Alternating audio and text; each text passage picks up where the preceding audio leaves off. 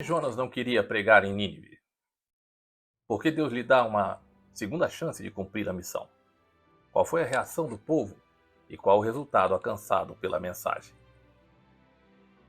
Este é o canal Viagem aos Mistérios do Reino. Estamos estudando o livro do profeta Jonas. Se inscreva no canal, ative o sininho para receber as notificações. Nos ajude, comente, curta e compartilhe com todos os seus amigos. Este vídeo é do capítulo 3 do livro de Jonas. Falaremos sobre a grande cidade de Nínive, a segunda chance de Jonas cumprir a sua missão e o maior avivamento da história da humanidade. O capítulo 3 do livro de Jonas possui apenas 10 versículos que contam a experiência do profeta em Nínive. Vimos nos capítulos anteriores que Jonas embarcara na cidade de Jope em um navio com o intuito de fugir da presença do Senhor e de sua missão de pregar a grande cidade de Nínive. Mas Yahvé frustrou a sua fuga. Então, pela segunda vez, veio a palavra do Senhor a Jonas, dizendo: Levanta-te e vai à grande cidade de Nínive, e lhe proclama a mensagem que eu te ordeno. Houve uma primeira vez, e agora Jonas tem outra oportunidade, em uma nova tentativa divina de levar a mensagem a Nínive. Sempre foi a missão de Israel ser uma bênção aos povos, mas Jonas tinha sido cegado por seu repúdio às outras nações. Proclama a mensagem que eu te ordeno, diz a palavra. Nossa missão é pregar a palavra de Deus, e não as nossas palavras e doutrinas de homens. O Evangelho supre a necessidade que as pessoas têm de ouvir um "assim diz o Senhor". Já há bastante acesso a entretenimento, filosofias e raciocínios vazios no mundo. Nínive era a capital do Império Assírio. Os impérios assírio e babilônico ocuparam muito do mesmo espaço geográfico. Os territórios assírios se estendiam mais a oeste e ao sul, englobando inclusive uma parte do Egito.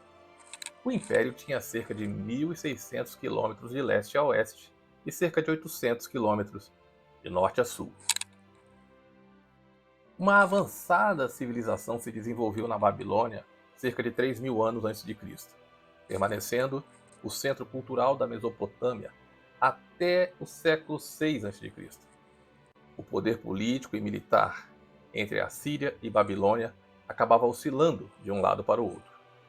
No período de 900 a 600 a.C., a Assíria passou a atuar como opressora e invasora nas narrativas da Bíblia.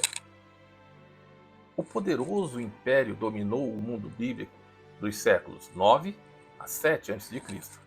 Incluía a Babilônia, o Elão, a Média, a Síria, a Palestina, a Arábia, o sul da Anatólia, a Cilícia e o Egito. Era o principal foco de problema e preocupação para o povo de Israel. Uma ameaça constante para a nação de Jonas, que ele tanto amava. Do ponto de vista de Jonas, era melhor que os inimigos do seu povo fossem destruídos. Na guerra, os assírios demonstravam uma ferocidade que caracterizou sua história. A história deles abunda em violência e derramamento de sangue. Os assírios ficaram conhecidos por sua brutalidade contra seus inimigos, usando atos de selvageria para persuadi-los a se entregar sem luta. Empilhavam pirâmides de cabeças diante das portas das cidades conquistadas. Empalavam adversários. Esfolavam pessoas. A fama de crueldade assíria surgiu a partir de Salmanasar III e espalhou o terror no Mediterrâneo, espalhando medo entre os povos adjacentes. Os governantes assírios caracterizaram-se também pelo tratamento despendido aos povos conquistados. Para evitar movimentos rebeldes nas regiões conquistadas, os povos vencidos eram capturados, removidos de suas terras e distribuídos entre as cidades do império, diluindo seu poder. Nativos assírios e inimigos capturados de outras regiões eram encorajados a ocupar as áreas conquistadas.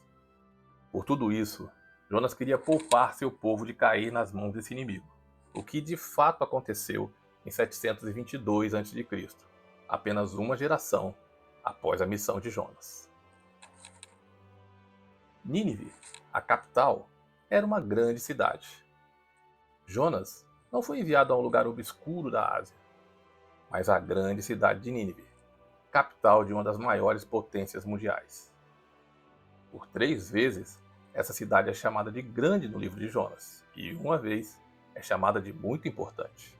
A cidade era circundada por uma muralha interior com 15 metros de espessura e 30 de altura, e tinha cerca de 13 quilômetros de circunferência. A muralha externa englobava campos e cidades menores, como Reobote, Ir, Calá e Rezém.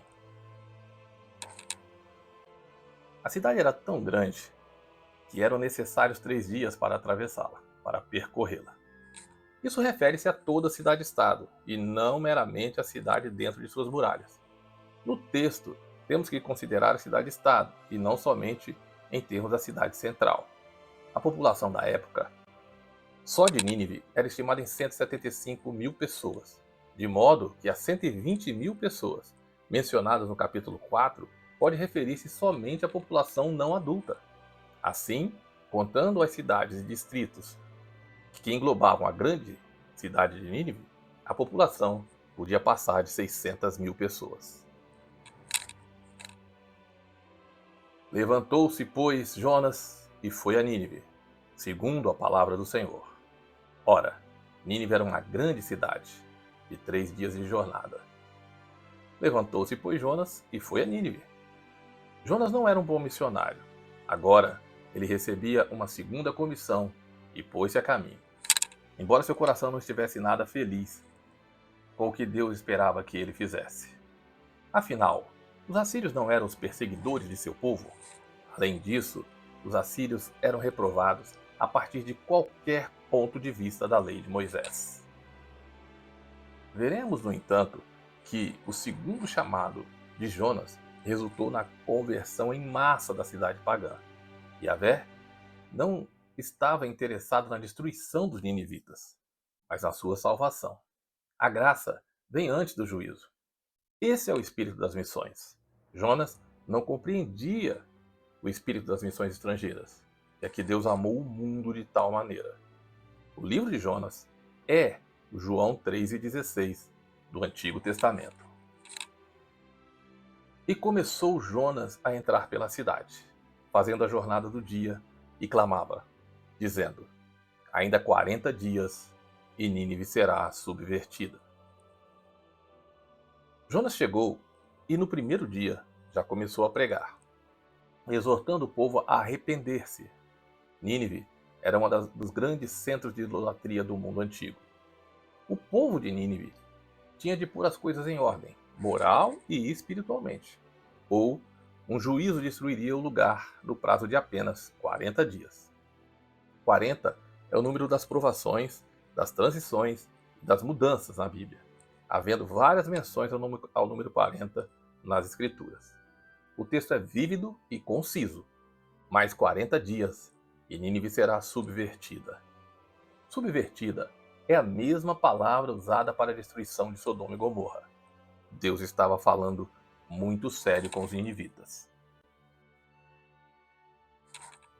Os homens de Nínive creram em Deus e proclamaram um jejum, e vestiram-se de saco, desde o maior deles até o menor. Os ninivitas creram em Deus e proclamaram um jejum.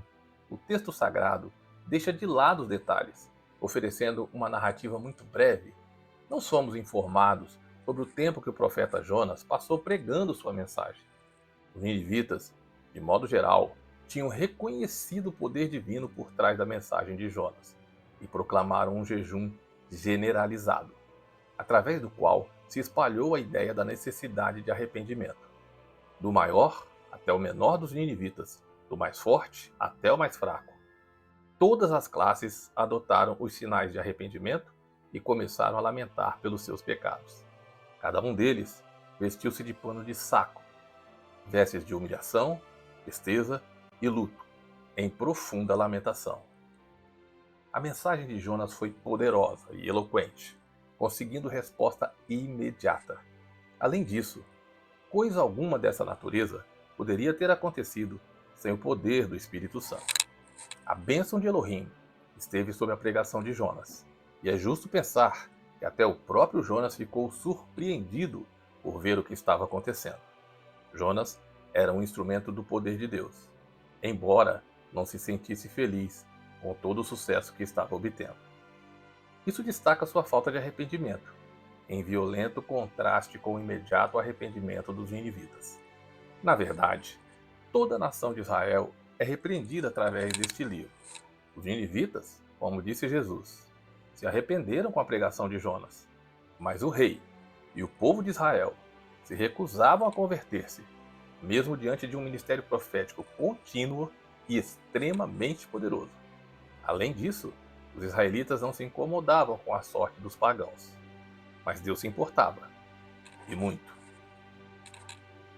A notícia chegou também ao rei de Nínive, e ele se levantou do seu trono, e despindo-se do seu manto, e cobrindo-se de saco, sentou-se sobre as cinzas. Chegou esta notícia ao rei de Nínive. Usualmente, os reis eram arrogantes e tinham um caráter endurecido. Mas esse monarca aderiu ao jejum e se desfez de seus emblemas reais, desceu do seu trono e se vestiu de cilício. Em lugar de seus trajes reais, ele sentou-se sobre a cinza, juntamente com seus súditos. Este versículo acentua a genuinidade do arrependimento dos assírios. Via de regra, nenhum rei se sujeitaria a um tal espetáculo como fez o rei de Nínive. E fez uma proclamação, e a publicou em Nínive, por decreto do rei e dos seus nobres, dizendo: não provem coisa alguma, nem homens, nem animais, nem bois, nem ovelhas, não comam, nem bebam água. O que até ali tinha sido um movimento espontâneo, agora foi oficializado e requerido por um decreto real. Tornou-se obrigação de todos os cidadãos aliar-se ao arrependimento geral para evitar a catástrofe generalizada. Até os animais deveriam compartilhar do jejum total, tanto de alimentos quanto de água, e não somente os homens. À luz de Jonas 4:11, nós vemos que Yahvé se interessava até mesmo pelos animais. Mas sejam cobertos de saco tanto os homens como os animais, e clamem fortemente a Deus, e convertam-se cada um do seu mau caminho e da violência que há nas suas mãos. Evidências em favor da lamentação e do arrependimento tinham de ser demonstradas mediante o uso de trajes feitos de pano de saco e mediante o jejum. Um arrependimento verdadeiro estava sendo buscado. E se convertam, diz o texto, cada um do seu mau caminho. Isso eles fariam abandonando seus pecados e corrigindo sua má conduta moral. E se convertam da violência que há nas suas mãos. A violência era um dos mais destacados dos seus crimes.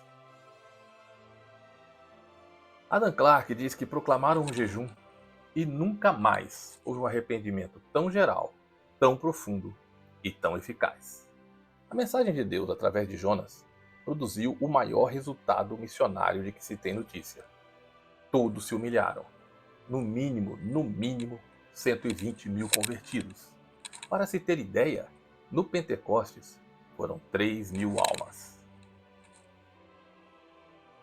Quem sabe se voltará a Deus e se arrependerá, e se apartará do furor da sua ira, de sorte que não pereçamos. Quem sabe Yahvé se arrependesse de seu desígnio de aniquilar a cidade de Nínive.